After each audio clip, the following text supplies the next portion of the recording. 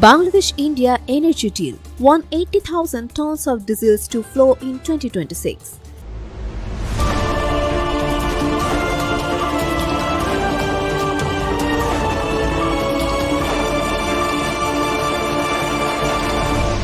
Channel CB. Welcome to CB News. Fueling a nation, Bangladesh has officially greenlit a massive deal to import 180,000 tons of diesel from India throughout 2026. At a time of shifting geopolitics, why is this deal critical for Bangladesh's energy security? Let's dive into the details. On Tuesday, the Advisory Committee on Government Purchase, chaired by Finance Advisor Dr. Salihuddin Ahmed, approved the procurement from India's state-owned Numaligarh Refinery Limited or NRL. The total bill, approximately 14.62 billion taka. The pricing is strategic. The premium is fixed at $5.50 per barrel, with a base price of $83.22. Thought that base price will fluctuate with the global market.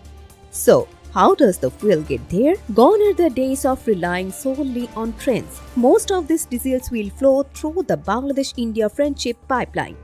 This 131-kilometer lifeline was completed in late 2022 and has slashed transportation cost and delivery times.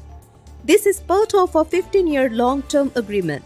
Energy advisor Muhammad Fazul Kabir Khan clarified that while the current interim government is executing this, the contract was initially signed years ago. Now, here is where it gets complicated. NRL was recently upgraded to Navaratna status by the Indian government in December 2025, giving it massive financial autonomy. However, the company is under fire. Environmental activists allege that NRL has been dumping untreated waste into Dhanshiri River. In fact, India's National Green Tribunal is currently hearing a case on this very issue. For Bangladesh, the math is simple. They need the fuel for agriculture and power. Under the current deal, the volume will continue to scale up, eventually reaching 1 million tons per year.